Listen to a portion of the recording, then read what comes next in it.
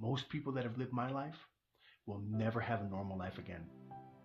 It's not that they can't have a normal life, but when you start to think about all the things you have to fix to get back to a normal life, learning a trade, owning a home, preparing for your retirement, holding a job, raising a family, paying your bills, simply being responsible, it all just seems so incredibly impossible.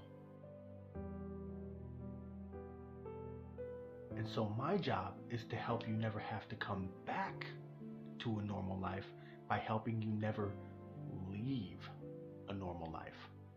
I was a high-risk child. All I've ever known were pain and suffering, despair and survival. An existence that, one way or another, takes most others like myself well before they reach my 38 years of age. If they do survive this long, the thought of standing in front of our youth trying to inspire them is far removed from their minds. They're cold and bitter, cunning and shark-like. Men and women that have become living embodiments of their worlds, living embodiments of hopelessness, having become professional world burners that prey and feed on young lives, black-hearted predators. Although I was drug headfirst into that world, I have always maintained an unquenchable thirst for life. I hung on to my humanity, onto my kindness, even after surviving some of the most traumatic experiences your minds could never imagine. I hung on.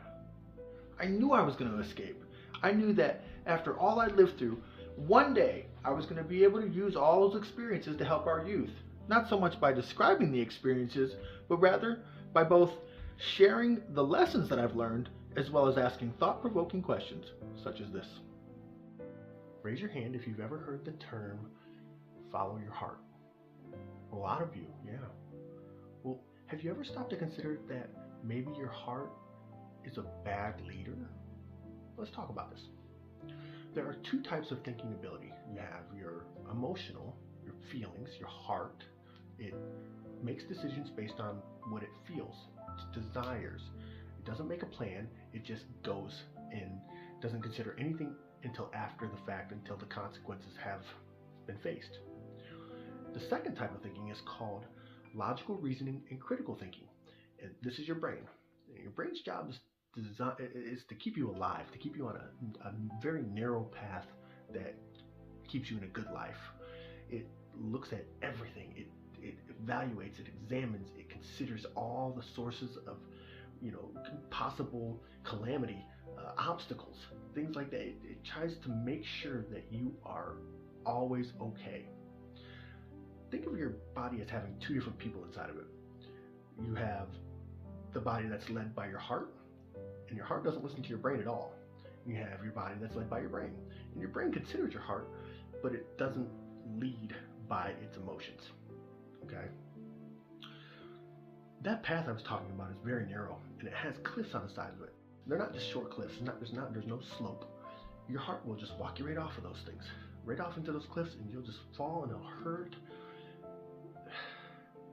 The worst part about it is when you have to look back up and you know you made a mistake, and then you got to see all these obstacles that you got to scale a wall to get back up on the path, and it's daunting, and it just makes you feel like you want to give up. And all you had to do was ignore your heart and use your brain and let it be your number one source of advice, and you wouldn't be like I was. I'm 38 years old. I was 35. After 23 years of laying at the bottom of that cliff, I finally just was like, I'm getting up. I'm going to climb that cliff. I'm going to get up there. I'm going to get back on that path. And I've been doing it for the last 3 years. And I'm almost there, y'all. I'm still facing a lot of obstacles, but I don't want you to face what I've faced. You don't have to. You have people like me who are in front of you teaching you the great things about this path that will, if you listen to your brain, keep you on it, and you will have great success and be in a much better position than most of the world is today.